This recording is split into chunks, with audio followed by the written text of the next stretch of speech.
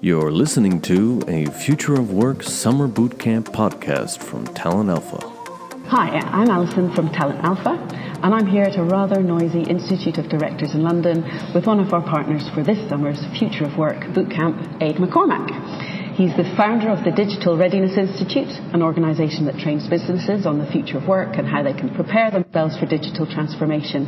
Ade, maybe you can give us a little more information about yourself and the Digital Readiness Institute. Well, thank you for inviting me, Alison. My background, former technologist, today focused on helping organisations thrive in the digital age, a lot of speaking, a lot of advisory work, and I've set up this Digital Readiness Institute, essentially online training programs to help leaders prepare and help their people prepare for an uncertain future. Brilliant. So then that's excellent, because what I'd like to focus on today is exactly the sort of changes that we face as businesses and as individuals, and specific skills that we need in order to be prepared as possible. What would you say are the skills we should be developing and encouraging in both ourselves and our employees? Well, I think primarily we had what you might call synthetic certainty in the industrial era. So it was very easy to specify what the job should be and what the associated skills should be. We're now entering a period of what you might call hyper uncertainty, very similar to prior to the industrial era, but this time amped up with new technology. So essentially it's impossible to say what the specific skills are going to be, but adaptability is going to be very, very important. And essentially if we define talent in the digital age, you could say the definition of talent is being able to do things of value that an algorithm or a robot cannot do. So when we decide to, or break that down, we realize that it's all about our cognitive capacity.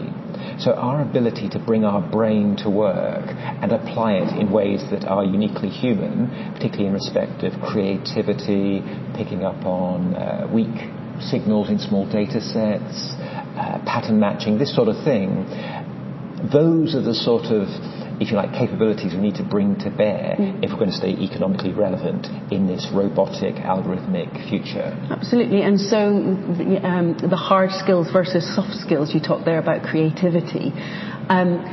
How can we develop our soft skills, some of these aspects that, as you say, robots don't have? Well, for some of us, it's natural. You know, we've got these brains that have been programmed over millions of years. But in many respects, our education and the nature of industrial era work has caused us to become denatured somewhat in terms of our creativity. So for some people, it will be quite a shock to have to come to work and actually think and actually make decisions, take ownership of what they're doing, as opposed to this manager telling me what to do and thus developing a learned helplessness approach to work. In terms of what we can do about this is essentially think more, take more control over what we're doing. There's various sort of, design thinking outside the box type activities one can do to sharpen the brain. But look at it another way. I think one of the key skills of being or surviving in the digital age is being street smart. So when we were back on the savannah pre-industrial era, if you weren't street smart, you were dead. We're returning to that era in many respects. All the structures and the synthetic certainty of the industrial era is collapsing. So it's going to be our wits in many respects that keeps us in play. Our agility to think on our feet. Absolutely. I read somewhere, or I heard somewhere, about a couple of simple exercises that you can do to encourage you to think exactly that on your feet. Some things as simple as walking to work a different route than you normally go, just to fire your brain up, because otherwise you're on autopilot. Yes. So I suppose there are exercises like that you arguably could do. Well, another way of looking at it is many of us today have, let's call it, chronic stress, because we're trying to keep up with the neighbours, we worried what our boss is thinking about us and so on. But actually we're designed for a couple of near-death experiences every day and the rest of it being very relaxed. So what I actually believe is that we need to be more like our ancestors in terms of moving away from this kind of chronic stress to occasional periods of acute stress. And in essence, if you like, living as we were meant to live. We have certain anthropological drivers. Courage is one of those, curiosity is another, creativity, mobility, sociality, fear, which is a corollary of of courage. And with that in mind, I happen to practice something called parkour, which involves a lot of jumping around, and I am on a very regular basis in a situation where I have to be hyper-focused or there could be a big accident. And I'm not encouraging everybody to go off and do obstacle course training or jumping over walls and stuff like that, but doing things that bring you to hyper-focus and your next move will be very decisive. Those sorts of things do fine-tune your brain. So keeping your brain agile so that you can be more open-minded and ready for some of these different experiences and not closed to change. Yes, and another way of looking at it is, in many respects, strategy is dead, career planning is dead. It's all about situational awareness. So that means keeping an open mind, and we might have come together to talk about something in particular, but out of that conversation might emerge a new path for both of us, or either of us. So it's always being on, and increasingly we're going to find ourselves in an eat what you kill type basis. So everybody is in, if you like, sales mode, and everybody's in delivery mode, because we are entering the gig economy, and my next gig totally depends on how I perform during this gig. Absolutely. So we talked earlier about robots and artificial intelligence. How's that going to play out in the workspace? Well, in many respects, this has been happening for quite some time. For several decades, we've seen the automation of blue-collar work, but we're now starting to see the blue-collarization of white-collar work. So none of us are safe. The robots and the algorithms are already here. So again, increasingly, if you do pure process work, if your job is very easy to specify, then there's a very good chance that in due course it will be done by a robot. But to put this into some perspective, the robots aren't doing a particularly marvellous job at this point in time. They're not very good at doing work that has a degree of exception handling to it. So I don't think we're facing a short-term emergency, but certainly if you're at the wrong end of the skill spectrum and you're a process worker, you need to be very careful about where you go next in terms of your skill acquisition.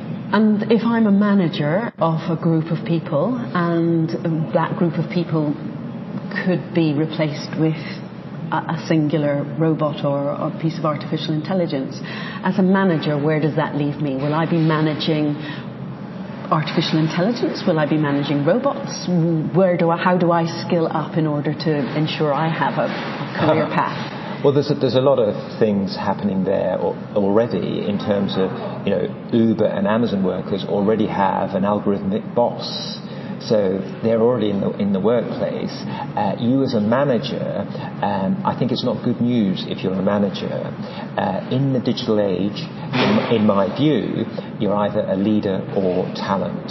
Because the managers of old were essentially task managers, and they were getting reluctant workers to do what they were supposed to do because the workers fundamentally didn't enjoy what they did.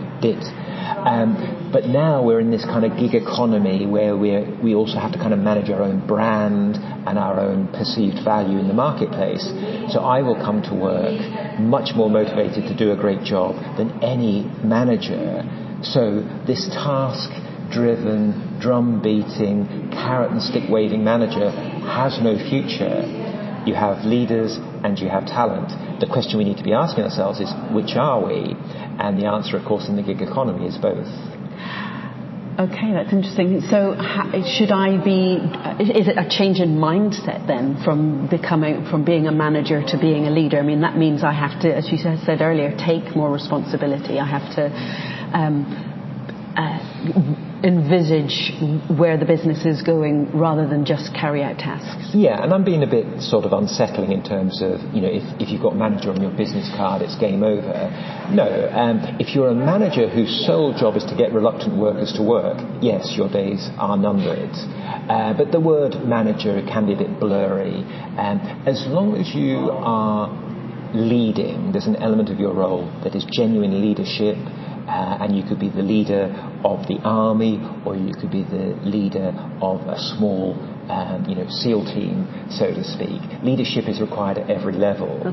You might say we're moving away from this kind of centralized leadership model where a bunch of middle-aged men make decisions in a well-appointed room for thousands of other people, to a more, if you like, distributed or ubiquitous leadership. So we all have to be leaders. We all have to take responsibility. Okay. So as a business, what sort of plans should I have in place to manage all of this change that's going on in my organisation and the people that are changing? I'm going to have a strategic business plan. Do I need to have backups, a contingency? How many? The questions are endless here. Well, the thing is that if you're an industrial era organisation, you're a factory-based model, whether there's conveyor belts or not. What has made you successful in the past is not guaranteed to make you successful in the future. However, your existing business model might run and run and run. The problem is you don't know. But in any case, at this point in time, it's delivering cash. So I wouldn't alter it. I would essentially digitalize it, so make it smarter, faster, cheaper, and so on. But of course, you still only have one egg in one basket. So what you need to do is develop some parallel business models, a plan B, C, D, E, F, G, and so on. Because one day, the digital Grim Reaper will come into your plan A reception, and if you don't have a plan B or C or D, you're stuffed. So you might say the business of being in business in the digital age is being in the business of creating new business models. You might call it polymodal business. So if I'm in a business where I'm going to have to constantly be considering different business models, it puts me in a position of risk constantly, or I'm always going to be looking out for the risk and considering it. How do I manage that and ensure that the people within my organisation are have a culture of being ready for that? Well, that is the fundamental challenge. You might say the definition of risk management in the digital age is risk acquisition. And if your business has been based around a factory-based model, which is all about efficiency and getting all the failures and glitches out of the system, this is going to be culturally very difficult to get your head around. However, if you, for example, change the KPIs of the organisation, so you set up KPIs like number of parallel experiments on the go, failure velocity, and you take those seriously, then the behaviours of the organisation will change. But again, for a lot of people that come into the organisation and they've been basically process-oriented, they're going to struggle with this. So again, I wouldn't tamper with the plan A business, keep running that as it is, and then these riskier experiments are in your plan B, C, D, etc. And the people that you bring in are very comfortable with risk. I mean, for example, Silicon Valley is predicated on failure. It's the way to go. I was going to say, that sounds time-consuming and therefore costly to a business to be constantly considering all of these different options and having people working on multiple business models and streams and ideas. Yes. Is that something that future businesses need to just build into their business model and their finances? Absolutely. If you think of your organisation as a portfolio, most organisations today have a portfolio with one stock in it. That's very, very risky. So they are at risk because they're not taking risks. I'm not suggesting they are reckless, but they need to spread out their risk in their existing market, in adjacent markets, in unadjacent markets, with varying degrees of technology from mainstream through to over the horizon. And there's got to be a degree of disruptability in there, from the not very disruptable through to sector disrupting innovations. So if you think of that as a kind of 3 by 3 by 3 Rubik's Cube, they need to be innovating in all the different areas, market adjacencies, technology advancements, and disruptability. And you cover, I'm assuming, a lot of this in your institute. Yeah, no, I provide a kind of methodology for literally doing this, and it's based around a sort of belted martial arts system, white belt through to black belt. But risk is one thing, but also innovation, the culture, the operating model, and seeing your organization not as a profit machine, but as an asset building machine. In many respects, if you focus on profit, it's a bit like failing the marshmallow test. It's like you want it now. Smart organizations, and Amazon's a good example of this, they build the asset. A longer term thought and vision. It gives them much more robustness for an uncertain future.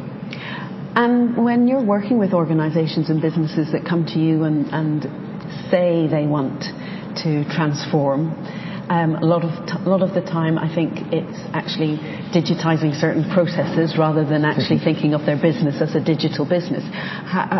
Can you give any examples of or how we can help people and businesses think truly about digital transformation rather than just a digital wrapper?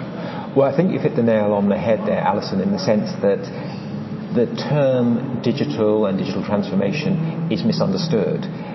In many respects, people see digital transformation as IT change management, in effect, or digitalization. That is not the same as preparing your organization for the digital age.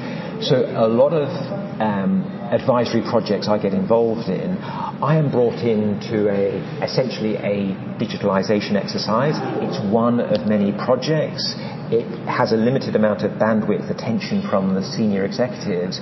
My job is to help them to realize that this is not a project. This is a new operating model we're developing, and it should be in place before all these other initiatives get put into place. It's not a quick win. It's not a quick process by any means. It's certainly not a project or a program. It is an operating model. It's a way of operating.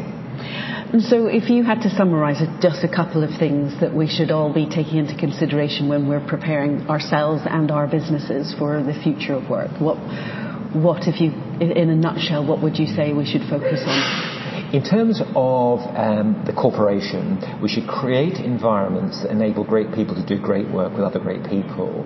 So in the Digital Readiness Institute, I talk about cognitive athletes. So we need to come to work as cognitive athletes and see work as a cognitive gymnasium, even a cognitive Disneyland, where we can actually do great work and leave the office every day energized, not burnt out. And to do that, you need to create an environment that meets our anthropological drivers. Again, they need to be mobile, social, creative, etc. At the individual, personal level, treat your career, in as much as careers will exist, as a lean startup.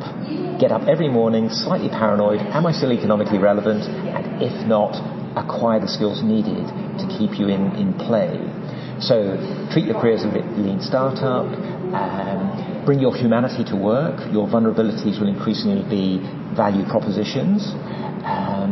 And also deliberately practice. What are you doing beyond your job that is enabling you to become or remain world class? Are you practicing in the same way as a virtuoso violinist will practice the scales?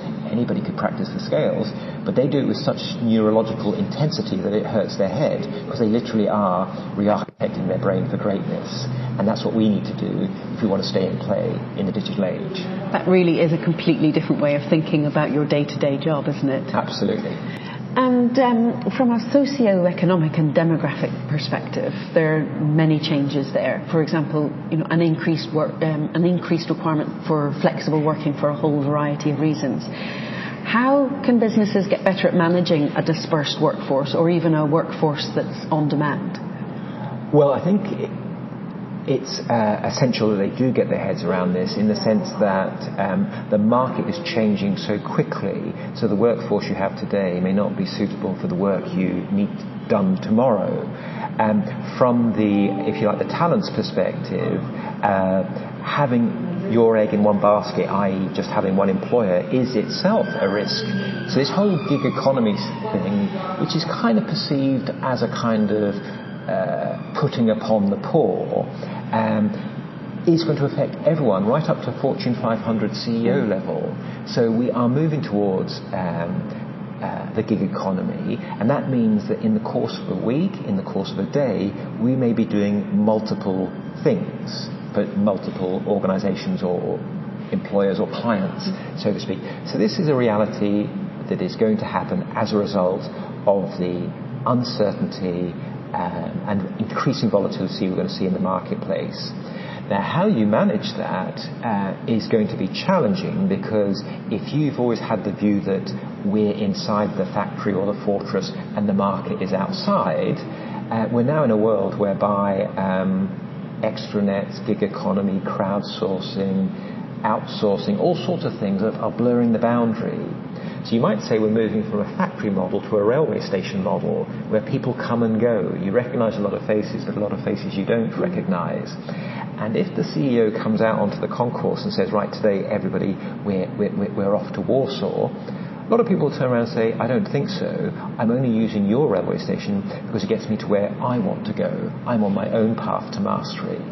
So you might say that, in many respects, talent is increasingly becoming empowered, and it is setting the terms of engagement. Particularly if you're that talented, I can do things an algorithm or a robot cannot do. So the big challenge, if you like, for corporations is that they won't be able to just throw money at their talent problems. They're going to have to create great places to enable great people to do great work together. And increasingly the talent will be the rock stars that set the terms of the engagement. And the talent may not be in your office, in your building. That talent is going to be dispersed around the world. Absolutely. You're not going to see the people that you work with. You're not going to be able to meet them at the water cooler. So it requires a completely different culture of working together and a range of tools and technologies that will enable that to work more smoothly. Yeah, this need to have people in the one building, in the one fortress, in the one camp, if we go back across all time, is a form of control. That way you can set the rules more easily, you can set the social mores more easily. Mature organizations that have a trusting relationship with their talent should not be worried about where the talent does the work. And if people are, if you like, rewarded for their productivity as opposed to their activity, and being rewarded for your activity is characteristic of the industrial era, if we can move towards a productivity model, then everybody's a winner. The good people will continue to get good work, and the bad people will continue to only have opportunities with the bad employers, and they will go into obsolescence together. Trust is key. I think trust is key. So, Ade, thanks so much for meeting me here today at the Institute of Directors. Thanks for putting up with the background noise. I think it's really clear that none of us can rest on our laurels when it comes to digital transformation. Brilliant to hear from you. Thank you. Thank you, Alison. Thanks for listening to our Future of Work Summer Bootcamp podcast. Join us for short weekly workouts that include news, podcasts, webinars, and videos. Enter your email below to register.